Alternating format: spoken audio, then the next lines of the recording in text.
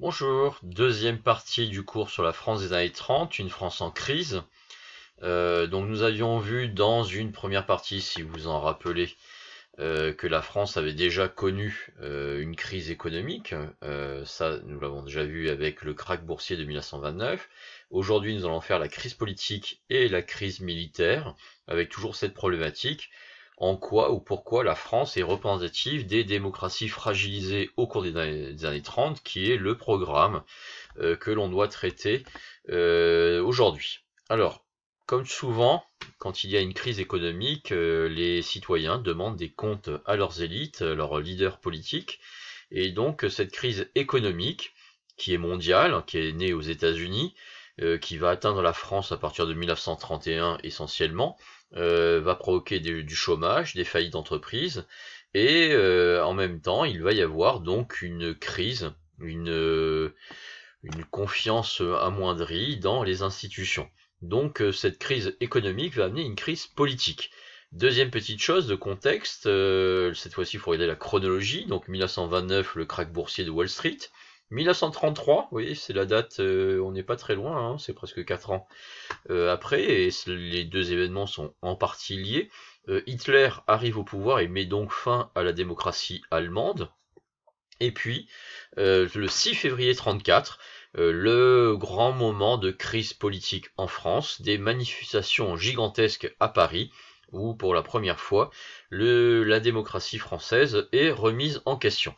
Alors on va étudier aujourd'hui ce 6 février 34, et on va commencer par un texte qui est en fait un rapport de la commission d'enquête parlementaire sur les manifestations du 6 février 34, donc les députés et les sénateurs se posent des questions. Que s'est-il passé ce 6 février 34?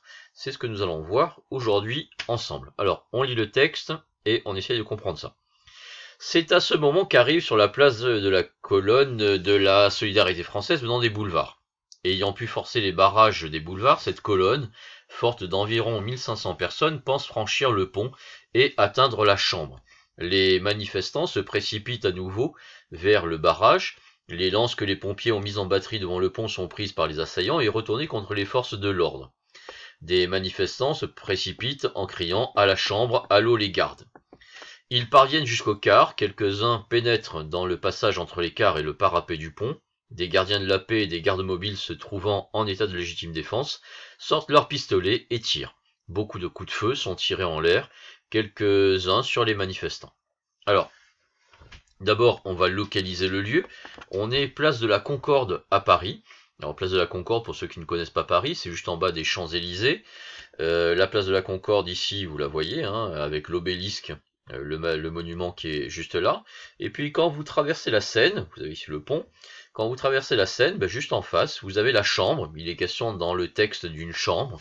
Il s'agit de la Chambre des députés, qu'on appellerait aujourd'hui l'Assemblée nationale, avec ici le Palais Bourbon, l'Assemblée nationale ou Chambre des députés, que l'on rencontre ici. Donc la Seine se trouve juste à côté de l'Assemblée nationale et les manifestants essayent de traverser le pont qui est ici.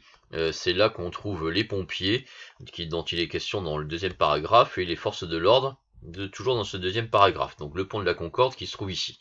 Alors tout ceci pour un élément de contexte.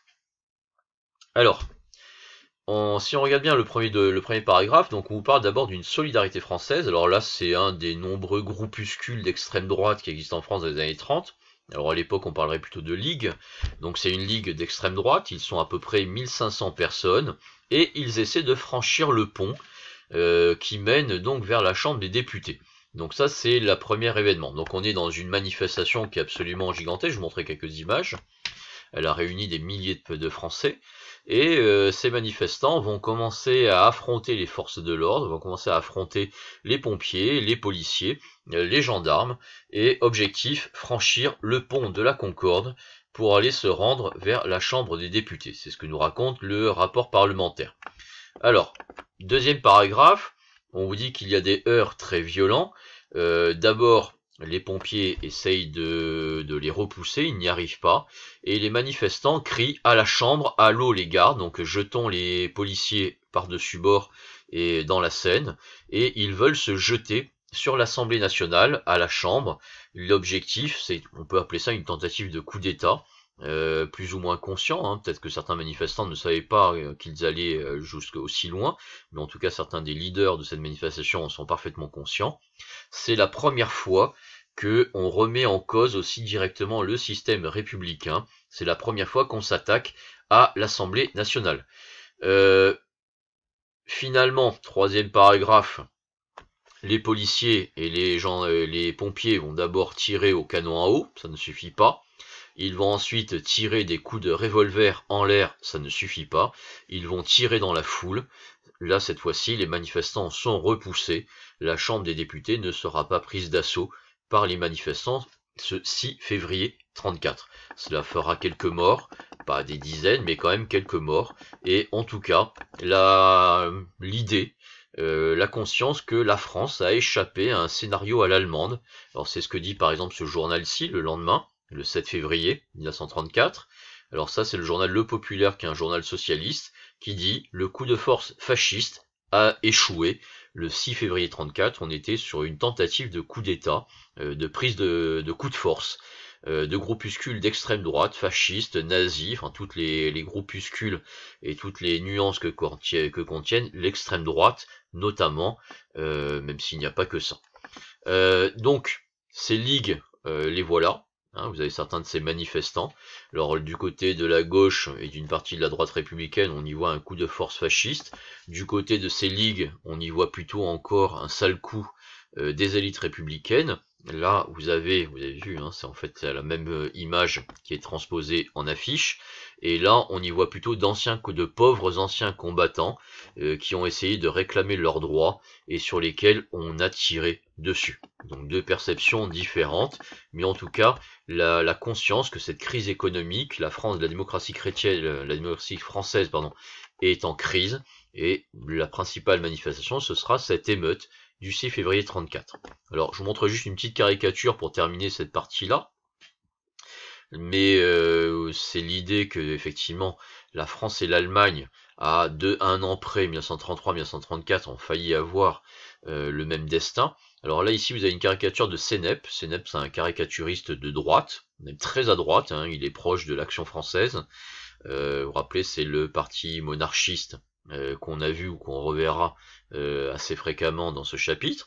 Et là, il vous représente une Assemblée nationale, une Chambre des députés, qui ressemble à un tas de fumier. Et d'ailleurs, il est marqué ici sur le fumier. Et puis ici, les dirigeants républicains qui chantent sur le tas de fumier qui se trouve juste en face. Vous voyez la date, le 8 février 1934. Juste sur les décombres de ce qu'ont été les victimes de cette manifestation. Donc, la démocratie française est sauvée, mais en tout cas, une partie des forces politiques pense que le danger fasciste est réel, et cela mènera très fréquemment, ça c'est notre prochain chapitre, à la constitution d'un front populaire pour protéger cette démocratie. Troisième aspect de la crise de la démocratie française, une crise militaire. 1933, Hitler est arrivé au pouvoir. Donc évidemment, les Français se sentent désormais à nouveau menacés par l'Allemagne.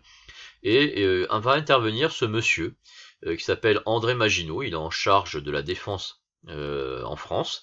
Et c'est un ancien combattant. Il a été chargé notamment d'inaugurer la flamme du soldat inconnu sous l'Arc de Triomphe en 1920. Il a été président de la Fédération nationale des mutilés de guerre et il est désormais à la tête de la défense française au sein du gouvernement. Et il a une idée, c'est éviter les massacres et éviter la dureté des combats qui ont traumatisé toute une génération en 14-18. Alors son idée est simple, eh bien, c'est de construire une grande ligne de fortification qu'on va appeler très rapidement la ligne Maginot. Alors la ligne Maginot, je vais vous montrer quelques images, c'est relativement simple. La ligne Maginot, en fait, c'est un ensemble de fortifications. Qu'est-ce qui avait gêné, qu'est-ce qui avait choqué les Français de 14-18? Alors d'abord, cette volonté de partir à l'assaut quotidiennement ou très fréquemment, cette idée qu'il faut combattre, qu'il faut attaquer à outrance, et lui va donc décider plutôt de jouer la défense. Hein, c'est un peu comme au foot, il y a des équipes qui jouent en attaque, il y a des équipes qui jouent plutôt en défense, et André Maginot dit voilà, nous allons plutôt jouer en défense, nous n'allons pas attaquer l'Allemagne, Par contre, l'Allemagne ne pourra plus nous attaquer, nous allons défendre, alors avec des fortifications qui pour l'époque sont réputées imprenables, hein. D'ailleurs elles ne seront pas prises, hein, elles sont encore intactes, vous pouvez les visiter aujourd'hui, je vais vous montrer sur une carte où ça se trouve, mais enfin vous voyez, ce sont des tourelles de chars qui ont été coulées dans le béton, ce sont des blocs de béton armé de 3-4 mètres d'épaisseur que aucun bombardier ou aucun canon de l'époque ne peut écraser, et l'idée est simple, eh bien, si un jour l'Allemagne arrive, alors ici c'est à La Ferté dans les Ardennes, si un jour l'armée allemande arrivait, on la verrait arriver de loin, l'armée française serait protégée dans ses fortifications et on pourrait pilonner l'armée allemande. Alors la ligne Maginot, elle a été construite de manière plus ou moins continue. Alors oui, tous les traits noirs épais, c'est la ligne Maginot. Alors il en manque quelques morceaux, hein. Alors là, mais là c'est pas la peine, il y a mieux que la ligne Maginot, il y a les Alpes et le Rhin. Du côté de la Belgique, on ne l'a pas fait puisqu'on ne sommes pas en guerre du côté de la Belgique, et puis de toute façon l'armée française avait prévu éventuellement d'aider l'armée belge en cas d'attaque. Mais voilà, donc l'idée de construire une grande ligne de fortification qui est imprenable.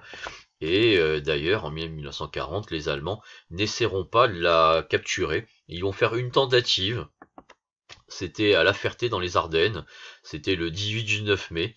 Les Allemands vont pilonner avec plus de 250 canons cette fortification française qui fait partie de la ligne Maginot. 107 soldats français vont mourir. Le fort sera pris, c'est un petit fort, mais il a fallu de tels moyens pour faire la conquête d'un seul petit fort que finalement Hitler on retiendra la leçon que ça ne sert à rien de s'attaquer à la ligne Maginot, qu'il faudra trouver une autre stratégie. Donc voilà où nous en sommes pour l'instant. Alors si on résume, s'il fallait retenir 3 idées, donc la France est une démocratie fragilisée dans les années 30, alors pour 3 raisons. D'abord, elle subit de plein fouet une crise économique en lien au krach boursier de Wall Street apparu aux États-Unis en 1929. Cette crise économique se transforme en France, mais également en Allemagne, sur le modèle d'autres pays européens, en crise politique. Et en France, c'est surtout l'événement du 6 février 1934 qui va traumatiser toute une génération de Français. Et puis, la conscience qu'une guerre se prépare, et la France se prépare avec cette ligne Maginot, cette ligne de défense fortifiée, qui est édifiée à partir de 1929 également, et qui va engloutir des milliards. Alors, nous avons terminé sur cette première partie, sur le constat que la France est en crise. Donc désormais, nous allons voir quelles sont les solutions qui ont été imaginées par la démocratie française pour répondre à ces défis. Et puis, écoutez, je vous souhaite une très bonne journée, et puis ne cherchez plus les histoires, c'est moi qui vous en trouve. Au revoir à tous.